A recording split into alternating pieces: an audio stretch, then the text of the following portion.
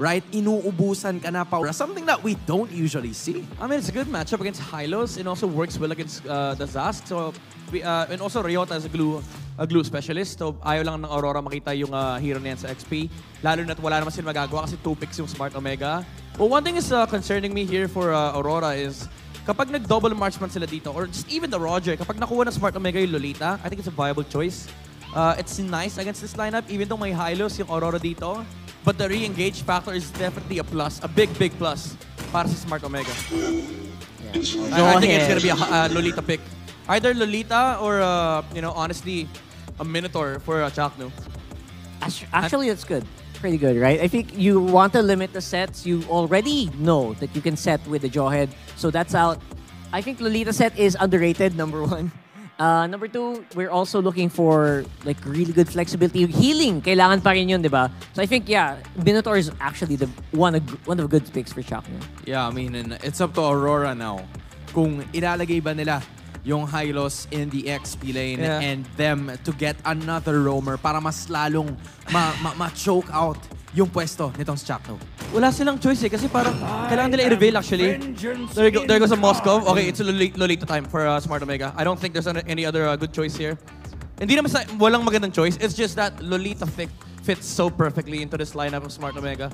May protection yung Harith, meron ka pang engage, meron ka pang counter-engage. You don't mind playing into the Zask and even the double marksman setup of Aurora. Nagkaroon talaga ng flex problem dito yung Aurora kasi either kailangan nila i-reveal yung double marksman or i-reveal mo kung ano yung role ng Hylos, which sets up for a very good XP matchup for Smart Omega. So now, I think you go for the safe route. There is the Lolita, or even the Yuzong Lolita for Ryota. Actually, pwede nga rin yung Arlot. Pwede pa yung Arlot. Honestly, for the XP, you're looking for people that can... Atoy are special, right? Ooh. That's his special. And what is this? This is a... Uy, the Grok Mamba! You guys were looking for this. Screw Lolita, di ba? Go, Chak Mamba! You guys were looking for this right from the start. Parang hindi natin nakita si Chaknu na gumamit ng Grok. I think this is already his 9th hero. I'm not entirely sure kung nakuha niya na ba to, but the Arlot is gonna be the final pick para sa kupunan na... As Omega manages to extend the series after a amazing play from the Chak Mamba himself. Nail biter is how that last game went. This series alone has been phenomenal. A lot of early poke here already happening too, but yeah, we've had time to have a breather here, Ingan. Honestly, regardless of the outcome, everyone won in this series, especially for game number 2. But right now, Renegade has the Hylos. So this is going to be crucial because this was the game-winning pick for Omega during game number 2. Yep. And on the other hand, the captain himself going back to his roots with one of his signature picks, the Grok. Yeah, this is the... I don't know if... I would say like second signature, right? Behind the Kufra, yeah, I would say. Of course. The Grok Mamba is going to be playing this one. And I think you have to... If it's any other thing to go against the Hylos, a hero that has been making waves through the meta just globally, what better way to do it than Chaknu getting the Grok out for this game? And so with that, again, you're looking to set things up, whether that's through the Glorious Pathway, and you got to kind of see how that all unfolds through the game here. And I think like the panelists said too, Ryota is going to play a part in that because you're trying to fight into that Zaman Force setup even and into that Glorious Pathway. So Alas Insanity is great for that. Yeah, Glorious Path. Oh yeah. The combination of skills coming in from Omega is just really immense. And now looking at the gold lane matchup, Doming not having a hard time up against Jom. Surprisingly, this is a Harith. Wow. And on the other hand, Turtle has spawned in the bottom lane. This time, Omega starting things off. All right, really quickly too. Wow. Okay, I think they're just going to go ahead and grab that. And Doru gets the first objective here. Okay. Nothing they could really do about that. That was just such a decisive decision. Yeah, and compared to game number 2, this is actually a better start for Andoryu. If we can recall correctly, he was taken down 2 minutes, 3 minutes in first blood. So now Andoryu has the flexibility of actually overextending, especially in the mid, to get those pickoffs that he wants, especially onto Yue or onto Demon Kite. You can feel the Domeng knows, right? There's something possibly happen up here too, and that's the thing. Chaknu is going to be everywhere, especially on the Grok. And I think when you see this matchup so much, the Mozcom versus the Harith. They both shine in different ways throughout the course of the game. The apparent thing is obviously we've been talking about it all time. Mozcom with the Spear of Destruction, you can continue to push in the side lanes and then join the fight. Yeah, but as long as you land it, right? But for me, honestly, I feel like the what do you like better? Omega timers this time for me is early game to mid game. Early game to mid? Because late game, I'm really leaning towards Aurora. Okay, you like the lineup more for Aurora here late game. I would say, you know, in this case, if Smart Omega gets an early lead, that's great for them. They scale up pretty quickly, like you mentioned. Yeah. Especially when you have this pressure in the mid lane. Quick usage. Dominator's Descent already going to be used, so they get that out. That's a major thing out for UA. That's a good fracture play here from Andoryu, baiting out the Dominator's Descent, especially in 30 seconds. A turtle will spawn again. A while ago, we've seen Aurora just give it up. No trades, no cross-map plays happening here. But that's you can actually expect that because you really have to wait for Demon Kite and Moscow to really get into their groove. Edwards here. He's going to get knocked up with the wild charge. There's the Glorious Pathway being laid down too. They try to disengage, but Ryota! They get the flicker out from Ryota with the last Insanity. Going to be able to pick up Edward and now Renegade front of it all, but they just call it off. They already lost one.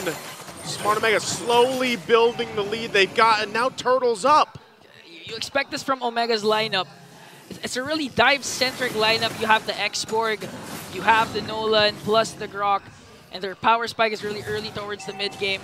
And this is the danger because Omega, once they reach the middle lane, once they reach the mid-game, if they don't get those neutral objectives, especially the Lord, Aurora can really bounce back. They can really manage the waves clearly with the Moscom's presence here. So for me, the timer, the pressure is still on Aurora's side despite having a 2K gold lead. Whoa, Chaknu. Just gonna get punished here. All right, a while ago we just saw Demon Kite have his first kill onto Chaknu. Yeah.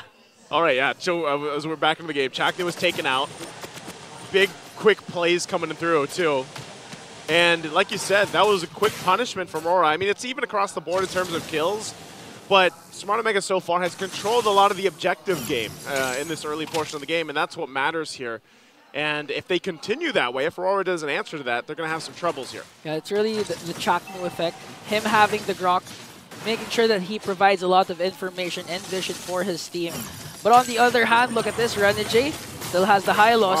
Wow. Oh. You can really feel the damage coming in from Ryota and Oki. Again, that's a high loss, but a high HP. But still 50% after just a couple of pokes coming in from Omega. On this top side, Edward going to force Jome off. Look how many bodies are up, yo. Conceal going to be used. Chaknu won't find the connection, but they force the fight anyway. But they don't have the minion waves pushing in. The rest of the team making its way up top.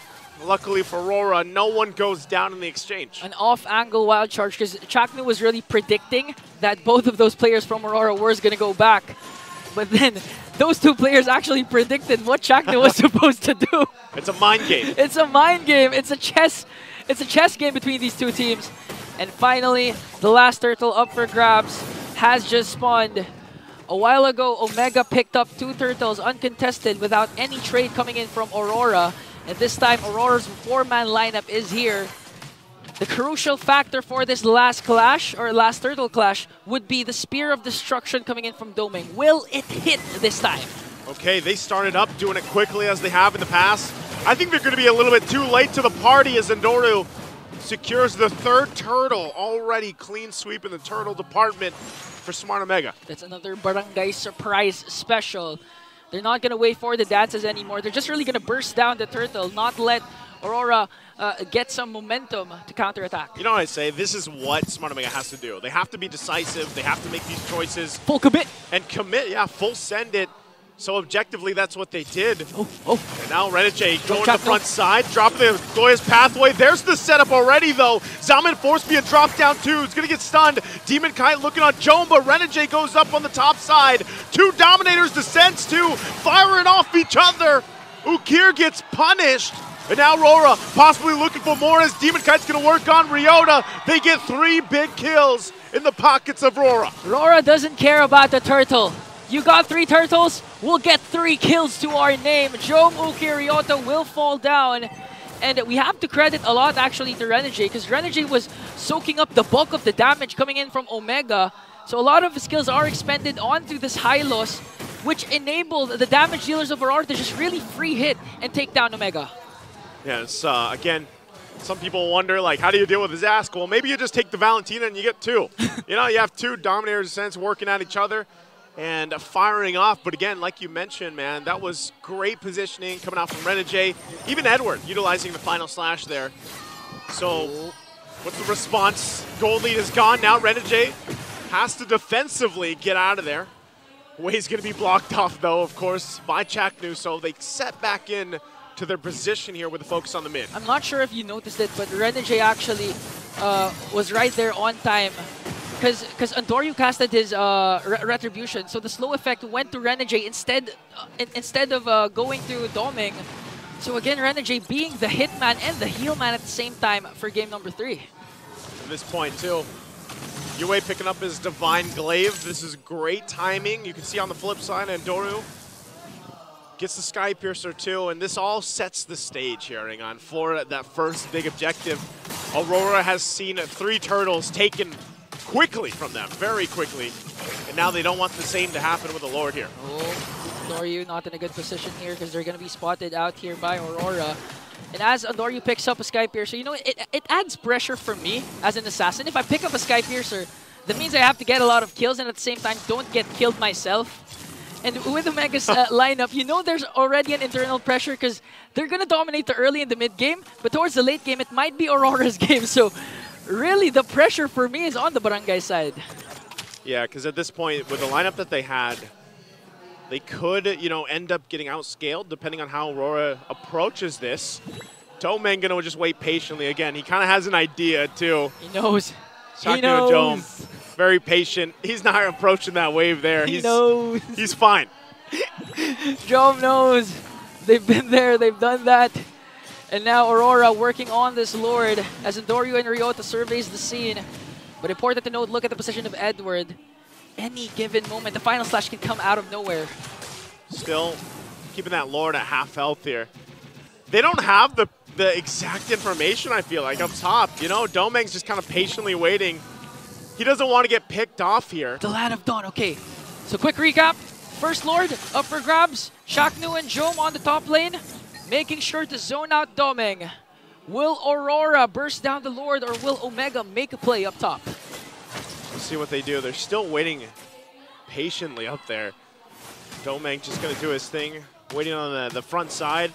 Neither team really wanting to commit to the Lord, though, and that's the power of this export, too. You know, you have the immortality, you got plenty of armor. You can just kind of sit here for quite a while, too. We need a mini cam onto what's happening onto there at the top lane. But right now, Renegade soaking up all the damage coming in from Omega, but I think they're going to burst down Ryota's Friarga armor here. It's bursted down, they rotate down. Even with the armor down, it still could be the same plan. They might just go for it. Renegade's going to drop down the Glorious Pathway. Ukir does the same, and they try to collapse down on the top side. Jome going to force in. There's the Spirit of Destruction, a huge final slash, though. Only going to be used. It forces Smart Omega back to the turret. I'm not sure if they can pick up a kill with it, but they will as Domeng cleans up Ryota. But now, Aurora will get the turret. Can they get this Lord? There's going to be some repositioning here going on. Chaknu does not have the wild charge. He's just trying to provide vision, but I think it's just taken here by Aurora. And Doru also trying to pull something, but he's got to back off. Wow. Legend Zero bouncing back from a very rough game back in game number 2 with the Terizla. A lot of people are saying the penalty zones weren't hitting, but this time one final slash connecting onto 5 members. Yep. That's the Edward you want. That's the Edward you need if you're up against the top-seeded team as we end week number 2 rather. This is vintage Edward, really controlling the game, controlling the pace, and setting up plays for his team. He has to, especially after the struggle we saw from the previous game. Oh, sandwich play. Look at this sandwich play on the top side already, and Doru taken out. As Demon Kite gets another kill alongside the turret. I still focused here in the mid lane. Oh! They've got the Lord to work with too. Another quick turret. Domeng just destroying these things. And now with a switch in momentum, Edward picking up the Winter's Crown as well. Renegade getting a little more defense. They're in prime territory to punch this one into the base at least. Oh. Dominator's Ascent going to be used as well. Glorious Pathway there. Lord's still going to be worked on. Mid turret quickly worked on by Domeng. AURORA, can they end this here in game number 3? Domeng! Edward gets the final last again! And they turn it over!